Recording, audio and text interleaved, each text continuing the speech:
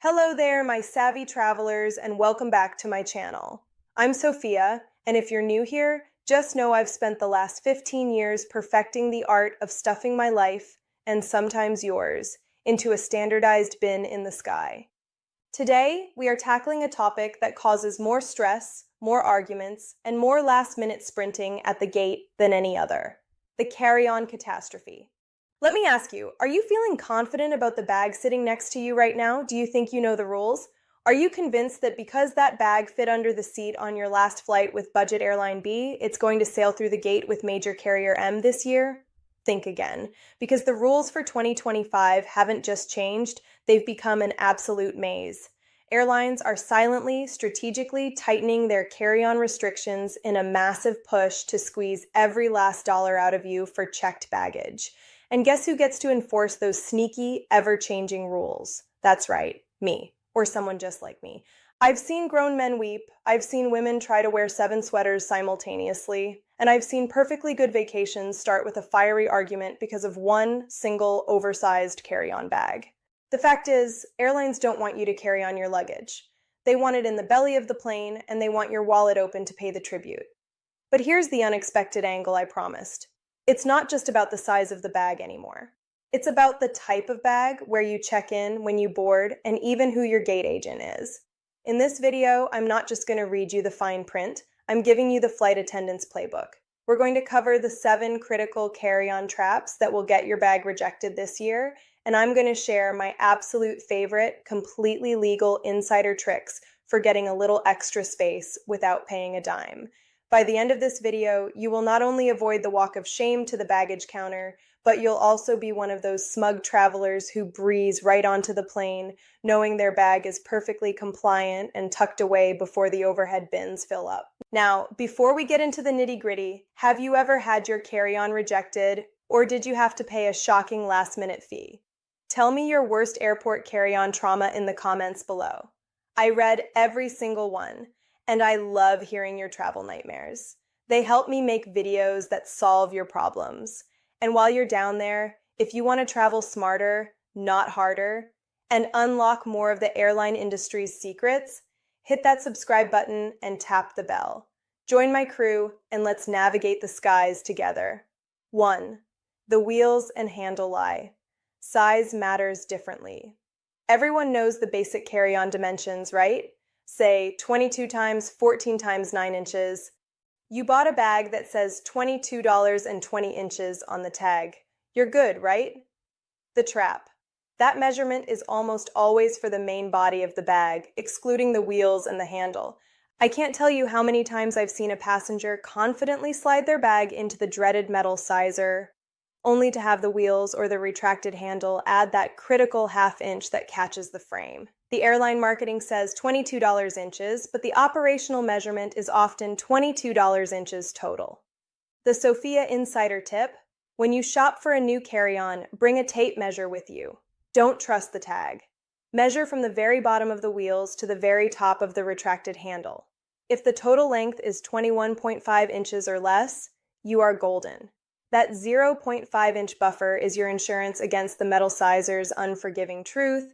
This also applies to the depth. A bag that is 9 inches deep when empty is often 10 or 11 inches deep when fully packed and bulging.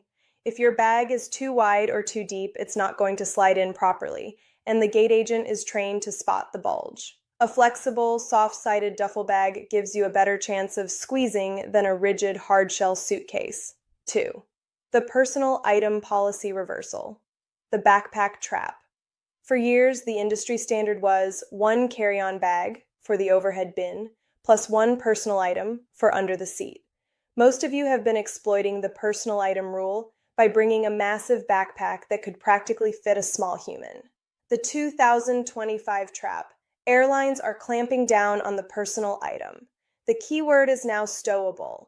If your backpack is so large that it interferes with the legroom of the person next to you, it's not a personal item, it's a second carry-on. Gate agents are now paying hyper-specific attention to backpack depth, particularly on smaller aircraft. I had a guy last month who tried to argue his hiking backpack was soft, so it should count. I told him, Sir, I know what a pillow is, and that is not a pillow. That is a small mountain of nylon and straps. The Sophia Insider Tip. Your personal item should be a vertical rectangle, not a horizontal square. Vertical bags slide better under the seat and use the dead space between your feet. Crucially, the airline must allow for a purse, laptop bag, or briefcase. If you have a separate laptop bag, use it. Place your backpack or duffel in the overhead bin and slide the small, thin laptop bag beneath the seat. This looks less offensive to the gate agent than two bulky items. Third, the weight limit no one talks about, the European trap. If you fly domestically in the US, you rarely worry about the weight of your carry-on. As long as it fits in the sizer, you're usually fine. The trap. This rule is non-existent on US domestic flights, but it is strictly enforced by almost every major international airline, especially those based in Europe and Asia. The weight limit is usually between 7 and 10 kilograms, about 15 to 22 pounds. If you have a fully packed carry-on and a heavy laptop in your personal item, you can easily exceed this 15-pound limit. The Sophia Insider Tip. If you're flying an international route, wear your heaviest items. Wear your hiking boots instead of your sneakers.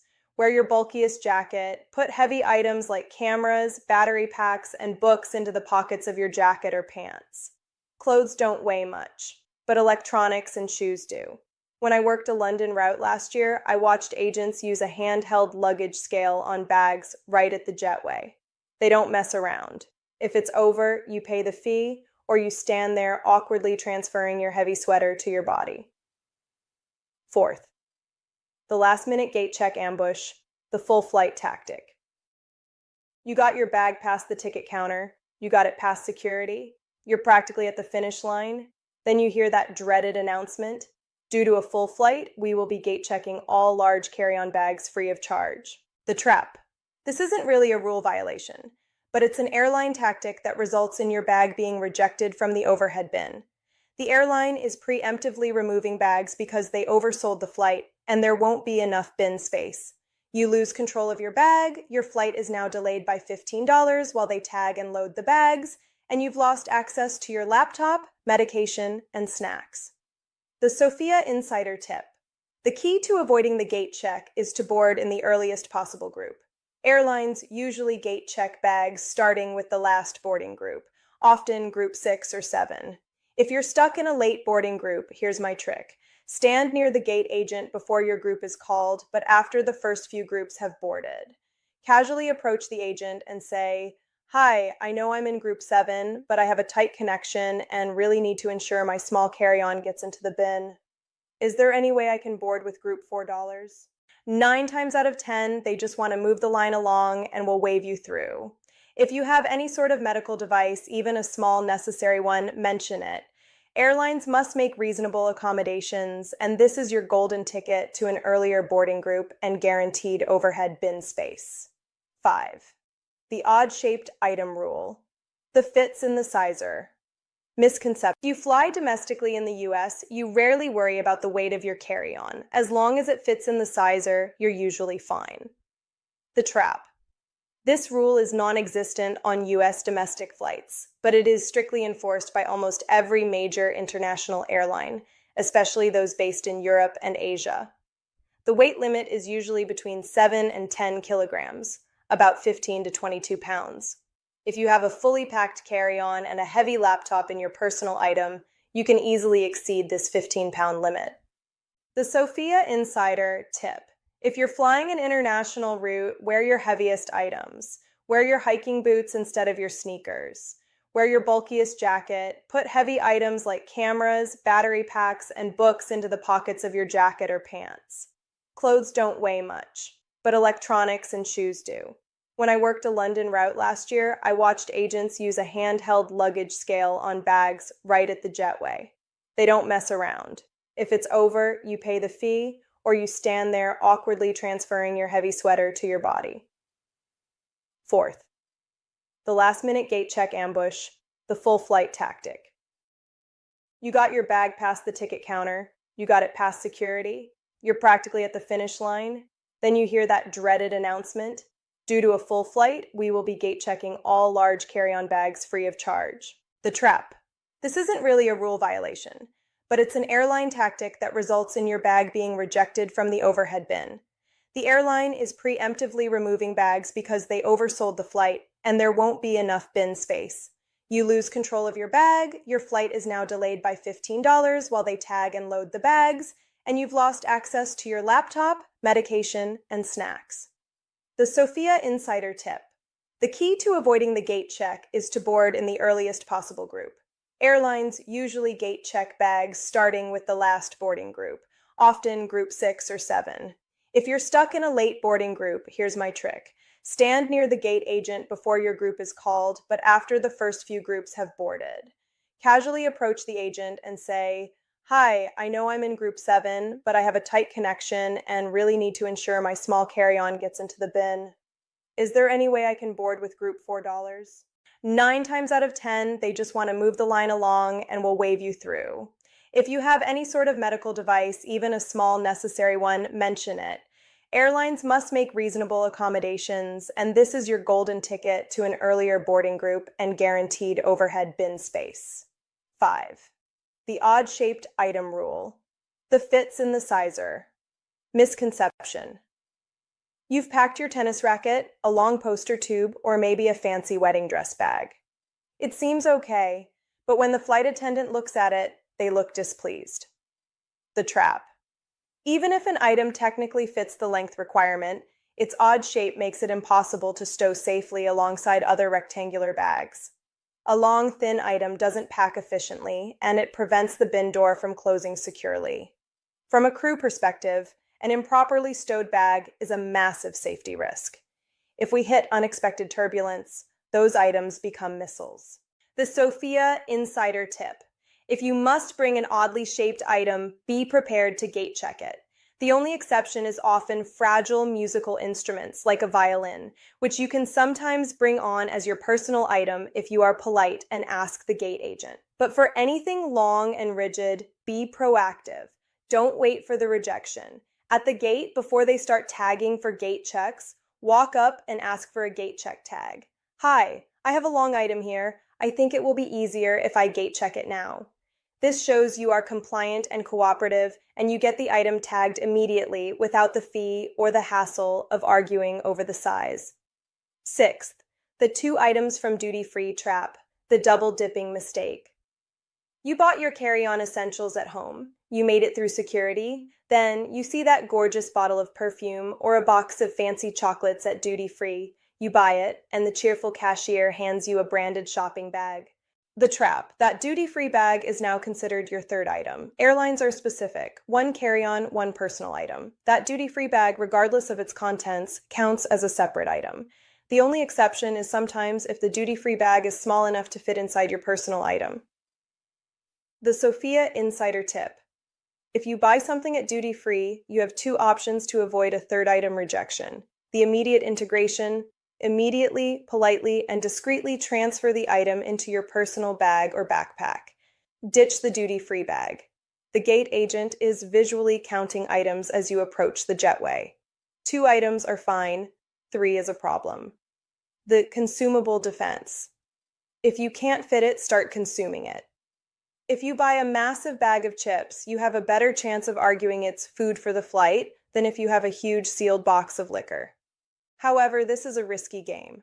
Best practice is always to merge the items. 7th, the regional jet reality check, the under-the-gun rejection. Your ticket says Mega Airline. You are flying from a small regional airport to a hub, and the plane is tiny. The trap. Regional jets, those small planes with a 2x2 or 1x2 seating configuration, often have significantly smaller overhead bins than the mainline aircraft. Even if your bag is $22 inches, it may not fit sideways or even lengthwise into the tiny bins of an Embraer or a Canadair jet.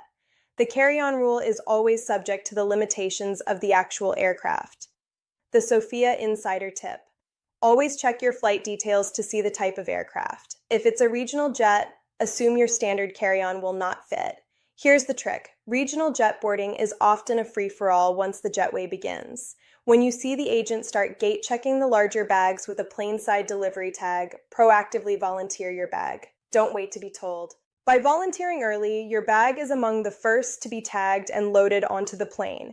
This means it's less likely to be misplaced, and it's usually the first bag pulled up to the jetway when you land.